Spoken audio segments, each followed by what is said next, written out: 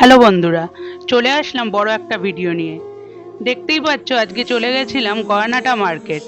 গয়নাটা মার্কেটের বিখ্যাত সুরেন্দ্রচন্দ্র Basak and sons জুয়েলার্সে। তো আমি তো এখানে এসে এত খুশি হয়েছি, কবে যাব ভাবছিলাম, যেতেই পারছিলাম না, কবে থেকে যাব। তো ফাইনালি গিয়ে পৌঁছালাম।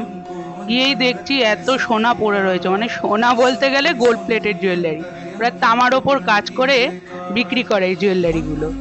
তো খুব সুন্দর। আমি কিনতে গিয়েছিলাম ঠাকুরের জন্য, রাধা গোবিন্দর জন্য গয়নাগাটি।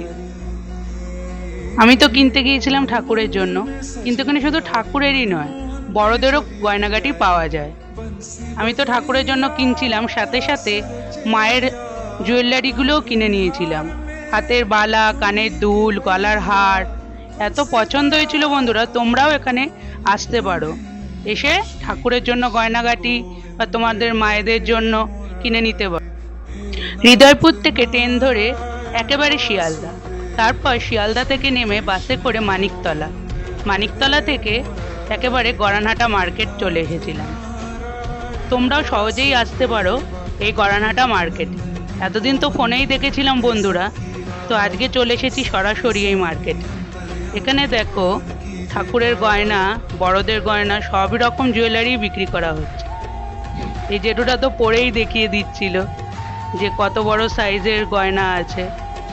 তো আমরা খুবই মজা পাচ্ছিলাম, ভালো লাগছিল, আনন্দ হচ্ছিল যে এতদিন পর আসতে পেরেছি এখানে। খুবই ভালো লাগছিল, আমিও পরে দেখে নিলাম। আমাকেও কেমন লাগছে তোমরা কমেন্টে বলো। দেখো বন্ধুরা, আমি তো তারপর বসেই পড়েছিলাম দোকানের সামনে। বুঝতেই পারছিলাম না যে কি নেব আর কি নেব না। আমায় জেঠুটা পুরো ধরে ধরে দেখাচ্ছিল যে কি গয়না নেবে কি নেবে না, ঠাকুরের সাইজ মতো, ঠাকুরের A to Z গয়না। এত সুন্দর গয়না কালেকশন ওদের ওখানে রয়েছে যে তোমরা গেলে তো সব মনে হবে নিয়ে আসি। ঠাকুরের মুকুট, বালা, কঙ্কন, হাতের চুড়ি, কানের দুল, নূপুর, বাঁশি সব কিছু পাওয়া যায়। আমি তো অনেক কিছু নিয়ে এসেছি বন্ধুরা, তোমাদের দেখাবো পরে কি কি আনলাম আমি। তো তোমরা দেখতেই থাকো ব্লগটা। তারপর দেখো বন্ধুরা, এই দোকানে তো চোখ ধাঁধানো কালেকশন।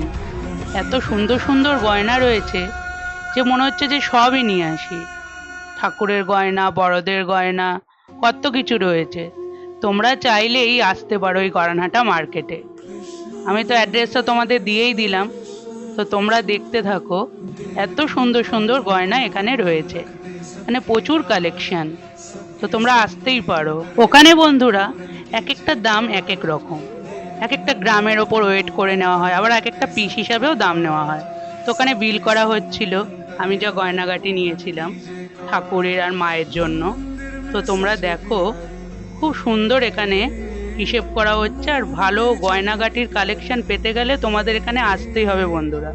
তারপর তো আমি হিসাব করতেই দাঁড়িয়ে গিয়েছিলাম, কত কিছু নেওয়া হয়েছে। আমি তো হিসাবে গন্ডগোলই করে ফেলছিলাম। তারপর আমি তো ভালো মতো হিসাব করে ঠাকুরের নাম করে কাকুটাকে দিয়ে দিলাম টাকাগুলো।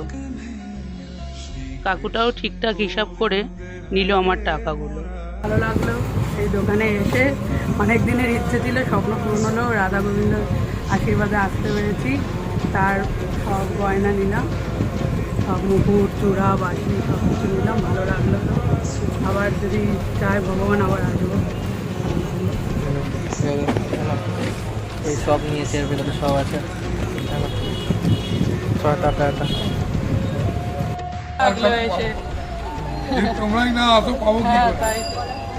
তোমাদেরকে নিয়ে হ্যাঁ, tata tata tata. Tata. Tata tata. তারপর বন্ধুরা গয়নাটা মার্কেট থেকে চলে গেছিলাম বড় বাজারের গিরিরাজ কিশোর মুকুটওয়ালা দোকানে। এত সুন্দর ওখানের কালেকশন, আমার তো মানে মন ভরে যাচ্ছিল, এত আনন্দ হচ্ছিল। ঠাকুরের সব কিছু পাওয়া যায় ওখানে। ঠাকুরের গোপাল, তারপর ড্রেস, তারপর মাথার মুকুট, বাঁশি, চূড়া, পাগড়ি, তোমরা দেখতেই পাচ্ছ সব সাজানো শোকেসের মধ্যে। আমি তো রাধা গোবিন্দকে দেখে প্রণাম করতেই দাঁড়িয়ে গিয়েছিলাম। কি সুন্দর রাধা গোবিন্দর মূর্তি, যুগল মূর্তি। তোমরা দর্শন করো, কি সুন্দর। হরে কৃষ্ণ হরে রাম, জয় রাধে। তো তোমরা দেখো কি সুন্দর এই দোকানের কালেকশনগুলো। আমি তো ভাবছি আবার যাব, খুব সুন্দর লেগেছে, আমার তো খুব ভালো লেগেছে। বড় বাজার থেকে চলে গেছিলাম বন্ধুরা ব্যারাকপুর। আমি তো জানতাম না ব্যারাকপুরে কি জন্য এসেছিলাম। আমার ভাই আমাকে নিয়ে গিয়েছিল, কারণ আমাকে সারপ্রাইজ দিয়েছিল। ব্যারাকপুরে এসে চলে গেছিলাম দাদা বৌদির রেস্টুরেন্টে। তারপর চলে গেছিলাম রেস্টুরেন্টের ভেতরে লিফটে করে। তো লিফটে করে যেতে গিয়ে আমি তাও বুঝতে পারছি না যে আমাকে সারপ্রাইজ দিচ্ছে যে বিরিয়ানি খাওয়ার জন্য। তোমার ভাই দেখো দাঁড়িয়ে গেছে, তো লিফটের মধ্যে বলছে, কিছুই বলছে না ও, যে আমাকে নিয়ে যাচ্ছে কোথায়। আমি বুঝতে পারছি না যে কোথায় যাচ্ছি, লিফটে চড়ে যাচ্ছি লিফটে করে, তাও বুঝতে পারছি না যে দাদা বৌদি রেস্টুরেন্টে যাচ্ছি। তারপর লিফটে যখন খুলে গেল তখন বুঝতে পারলাম যে আমি এসেছি দাদা বৌদি রেস্টুরেন্টে। তারপর তো আমরা বসে গেলাম, মানে অ্যাম্বিয়েন্সটা খুবই সুন্দর। দেখো আমি কত খুশি, খুবই ভালো লাগছিল। দেখো বন্ধুরা, এখানে লেখাই আছে বিরিয়ানি মানেই দাদা বৌদি। এত খুশি হয়েছিলাম আমি যে বলে বোঝাতে পারবো না তোমাদের। এতদিন পর এসেছি এই গড়ানাটা মার্কেটে, তারপর ওখান থেকে চলে গেলাম বড় বাজার, তারপর আবার ভাই নিয়ে গেল ব্যারাকপুর, নিয়ে গেল বিরিয়ানি খাওয়াতে। তারপর বিরিয়ানি চলেও আসলো, বেশিক্ষণ বসতে হয়নি। অন্যবার গিয়েছিলাম অনেকক্ষণ বসতে হয়েছিল। তারপর আমাকে দিয়ে দিল মাটন বিরিয়ানি। শুধু বিরিয়ানি না, মানে মাটন বিরিয়ানি। এত সুন্দর মানে স্মেল আসছিল যে আমার তো শুনেই অর্ধবচন, ঘ্রাণেন অর্ধবচন হয়ে গেছে। তখন আমার ভাইকে দিয়ে দিল, ভাই তো খুবই খুশি আর আমি তো খুবই খুশি হয়েছিলাম। তো বন্ধুরা, এইভাবেই সারাদিনটা কেটে গেল ঘুরতে ঘুরতে আর বিরিয়ানি খেতে খেতে। তোমাদের যদি ভিডিওটা ভালো লেগে থাকে তাহলে লাইক, কমেন্ট, শেয়ার করতে যেন ভুলো না। আর আমিও বিরিয়ানি খেতে থাকি, তোমরাও বিরিয়ানি খাও। আর বিরিয়ানি মানে দাদা বৌদি। Bye bye.